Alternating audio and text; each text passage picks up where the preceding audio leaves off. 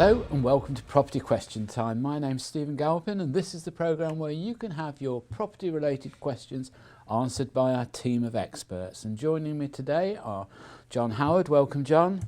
Great to be here again, thank you. Good. John's a property developer, author, public speaker and owns a series of estate agents too, I believe. True, all true. Okay, well, welcome back, John. Thank you. Also joining us by Zoom from France is Trevor Leggett. Trevor, welcome. Hi Stephen, nice to see you. Trevor is founder of Leggett Immobilier, French real estate agents and property advisors. Anyway, welcome Trevor, good to have you on the show.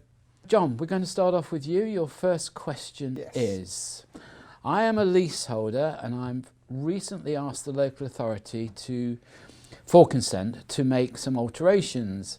I had a visit from a building inspector who identified some alterations made by the previous leaseholder. I've been told that these irregularities must be the subject of either reinstatement or retrospective consent. Is this my entire responsibility, or do I have any recourse to either the previous owner or perhaps my solicitor? Very interesting question. It opens a bigger debate really. So first of all, the first thing is that you always need consent from the freeholder for any structural works you're likely to do to the flat. That's what it'll say in the lease. Now his solicitor should have asked the question to the vendor solicitor when they bought the property, have you done any structural alterations to the property that need building control consent from the council? If they'd said that and the answer to that was no, and he subsequently found out they did without permission, one probably from the freeholder and secondly from the building control at the council, then I should think there is a recourse if you can get hold of the person who sold the flat to you, and also potentially to the solicitor, because they're very basic questions, Stephen, that should have been asked. Well, it's on the standard form, isn't it? You would have thought so. You would have thought so, but you know, sometimes these things get missed. I can't tell you, as a freeholder of many, many properties, the amount of times we get an email saying, I'm just about to sell the flat. I forgot to ask your permission to do certain works. Can you just confirm it's okay? No, we can't, Stephen, because we need to know whether that work whether it needed building regulation approval or not, first of all, and what they've done, because it could affect the other flats in the block. Well, it could.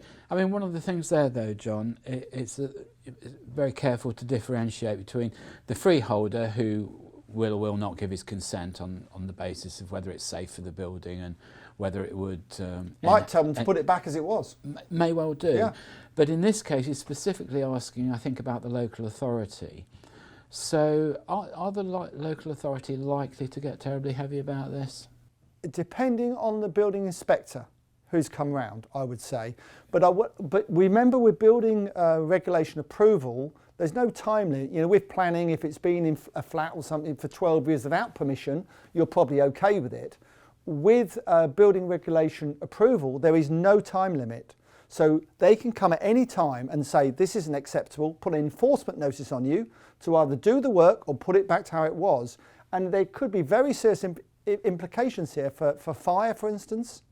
So it is serious, and you mustn't get yourself in this position. Trevor, that's the UK situation. What about in France? It's slightly different, obviously, because we don't have leaseholders. So every apartment building is made up of copropriétaire, which is like freeholders, shared freehold. And then you have like a committee, basically, which is between the owners. That can either be run by an estate agent, and the estate agent can either be in charge of it. They elect somebody on behalf of the owners. They have meetings normally twice a year. Most of what goes on in the building will know, because they're all freeholders, you know, then they have all the responsibility of the freeholder. Yeah, can I just say that in this country, that's exactly what the government are trying to bring in, I think, next year. It's not law yet by any means, but they're going to bring in what's called a common hold. and you're going to have 999-year leases at 0 ground rent. That's what they're trying to do. Yeah, they're it trying makes to make sense. it much more. Well, you might say that, Trevor, because you may not own any freeholds in the UK. I can tell you from my point of view, I'm losing out on ground rents, all sorts of things. It's a terrible situation for the freeholders. And there's a lot of very wealthy freeholders in London, Westminster. John, I've got tears in my eyes for you. There's a lot of problems with this. This isn't a simple thing the government are trying to do, and I don't think they've thought it through very well. Well, I don't think they have, John. I think they have, because people keep selling leases back to people that have already bought their properties once. That's it. And then they have to go and buy it again, John. Well, if you've only got a 99-year lease from 1950 or something, and they come to us and want a longer lease, yes, they do have to pay for it. The government are cutting that down as well from next year. It's when somebody asks you what's going to happen at the end of 999 years, you struggle a little bit, don't you? Well, exactly. But anyway, all right, thank you for that, gents. Trevor, your question. I have always loved France and have always holidayed there. In the light of Brexit, I am seriously considering purchasing a property and applying for a carte de séjour. My largest concern is simply whether the politics of the country will be suited to me. Are you able to give me some information on the political structure in France compared to that in the UK?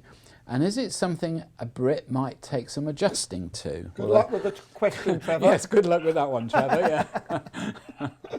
No, I think in all fairness, our Brits will have always a bit of an issue adjusting to French politics, because we still have a country where the strong state, let's say, is appreciated by the French. They like to be looked after by their government. They like to feel secure in their country. They like to have a great health service, and they love to have great schooling for everybody. So, yeah, it can take a bit of adjustment, because they're more involved in everything, and that goes all the way from the local mairie in a village right up to your local council. Are much more involved in day-to-day life. So it's kind of omnipresent. And if you're not used to that, then you might find it a little bit odd. But I've been living here now 32 years in France, and frankly, I think it's quite a good thing. It's good to know each other's neighbours. It's good to get involved, and it's good for everybody to be involved. So I think, well, in time, you learn to appreciate it. It was a shock to me, and I used to hate it to begin with, to be honest. I used to say it was like a nanny state, and everybody was in control of everything, but I've kind of learned to live with it, and I actually quite appreciate it now. So the answer to your question is, yes, it can be a bit of a shock. It is different. It's a different culture. But if you're not prepared to accept change, then you probably shouldn't leave the UK. No, well, it's no good trying to import the UK into France, is it? No, absolutely not, Stephen. Trevor, you refer to intervention. And I want to address this to John too. We've had these awful tragedies like the fire we had at Grenfell, and there are things coming out about that the cladding had been mislabelled, missold, and was certainly a significant part of the cause of that fire. How interventionist are the government over local authority sort of building regulations and controls in France, perhaps compared with the UK? In that respect, to be honest with you, they probably are far more lax than the UK. The building control as such is pretty non-existent. Planning regulations are quite strict as to where you can build, but as to what you can build, the only thing they're really strict on is insulation. Obviously, the government have, as you know, President Macron in particular is an ardent ecologist. John's favourite politician. John's favourite politician. Yes, but he's an ardent ecologist. He pushes really hard that construction incorporates, and that's where it's strict. There's a new law just coming out this year now that we're going to have to deal with. Is we won't be able to sell principal residences without them, basically without them complying to a threshold. Can I just say, Trevor, he should have done that on the cladding he sold into the UK, shouldn't he? Because it's French cladding that was on the French company. The cladding was on the block that was such a disaster. So. And also, as for insulation, he's keen on insulation. He should make sure it's non-combustible as well. That would help, because it didn't help at Grenfell. John, do you think the government or the local authorities intervene enough here in building regulations? Do you think we're hands-on enough? It's got more and more involved over the years, and it's probably a good thing. You know, we all moan about it, but at the end of the day, people's safety is so important, and you can see what can happen if the wrong information is given and checks aren't made. You know, when you Grenfell, you have to say, well, you know, there's a number of people you'd think who should have been more responsible, including the fire officers, because the fire officers go and check these blocks every year. So the list goes on with that one, and I'm sure we've got to be careful what we say. We haven't had any incidents like that in France. God forbid that you do, but all your blocks need to be checked as they are being checked in the UK. There aren't that many blocks, luckily, because most of the blocks that were built in the 1960s and 70s have been demolished. Yeah. You know, they most of what they call the banlieue, you know, the big HLM blocks, which is like council housing blocks, have been demolished and replaced with lower housing, spread out over a bigger area, less density. Yeah.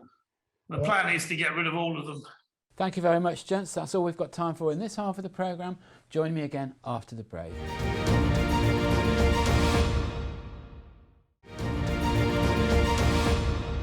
Hello, welcome back to part 2 of Property Question Time. I'm Stephen Galpin, and with me are John Howard and Trevor Leggett. Welcome back, guys. Thank you. John, your second question. Nice simple one, but I'm guessing you're going to have a lot to say on this.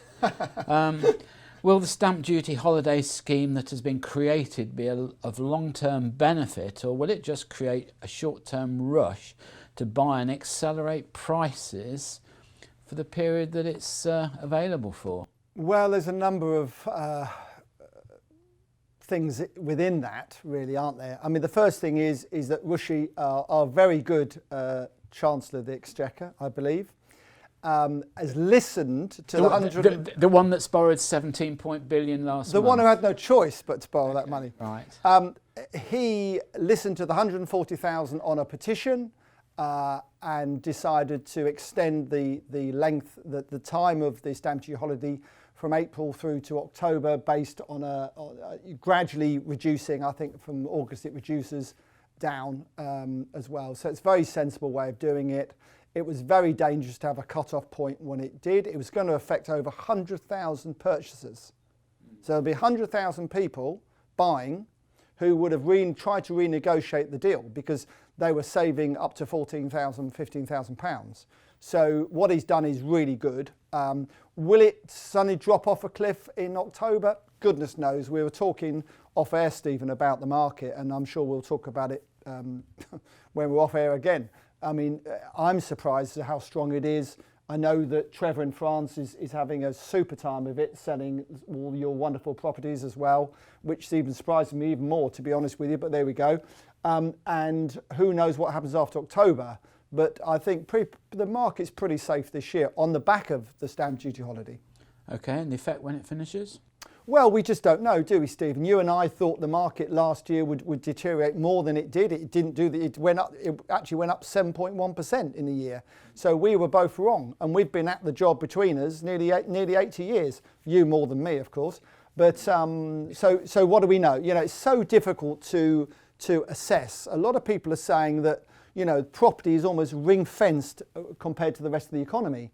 Which is very interesting. The other thing to remember is there's been £100 billion saved during this lockdown period. And these people have got money and they're going out and they're buying houses in France, they're going buying them in the UK and elsewhere. So there's a big pent-up demand again. And with my estate agencies, which are mainly, you know, they're upmarket agencies, we're seeing people moving out of London and other big cities paying very good money for property. Property prices are going up at the moment. Mm. Well, it wouldn't be the first time in my life I've been wrong. Or mine with property. You know, it's not easy. But I tell you what, if you're cautious, you're always on the safe side. It's always safe to be cautious. And if you're wrong because people haven't been, good luck to them. But I'm always like you. I'm always cautious. I'm always a little bit worried about these sort of interventionist schemes that the government come up with. You know, the help to buy.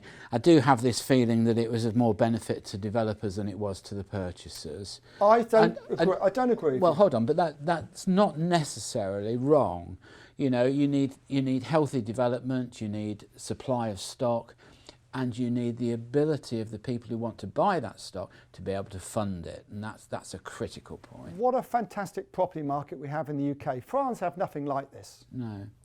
Nothing like this. 500,000 people have used the Help to Buy scheme. 500,000 people. It's a lot of people. What do you think, Trevor? Absolute rubbish. Well, I knew you'd say that. France hasn't got anything like this.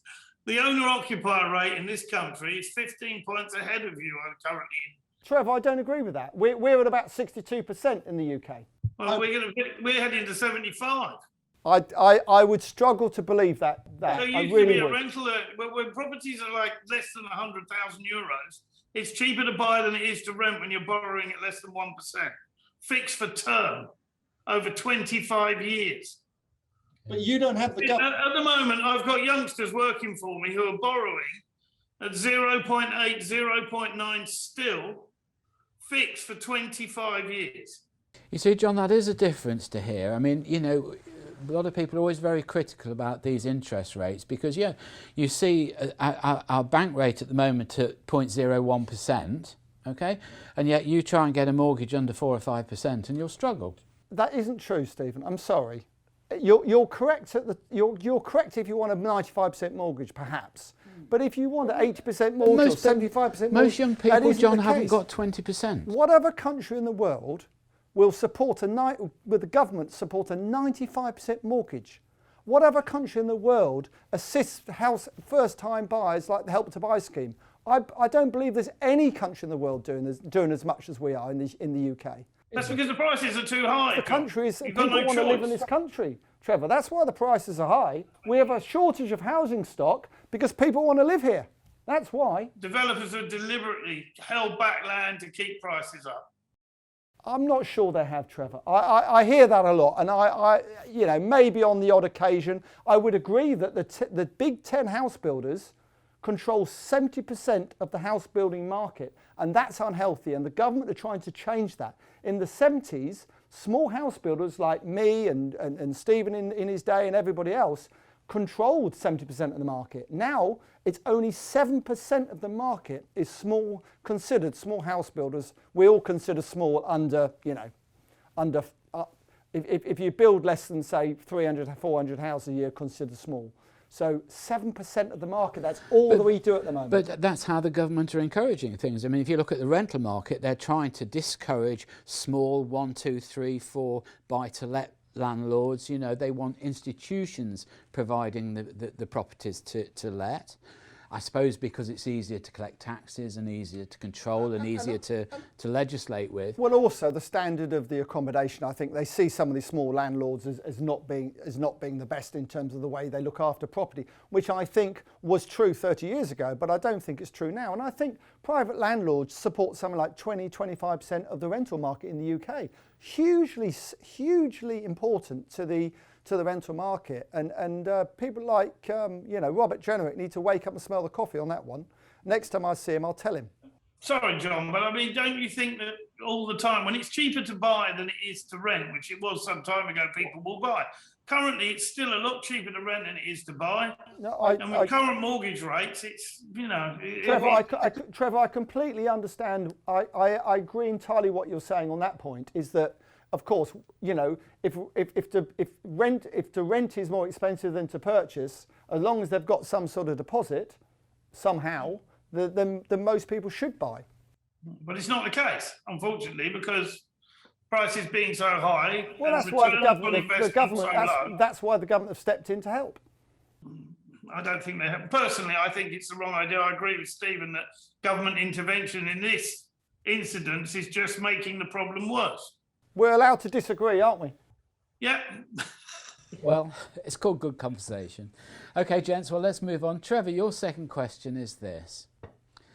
I've heard that it's relatively easy to buy a house in France.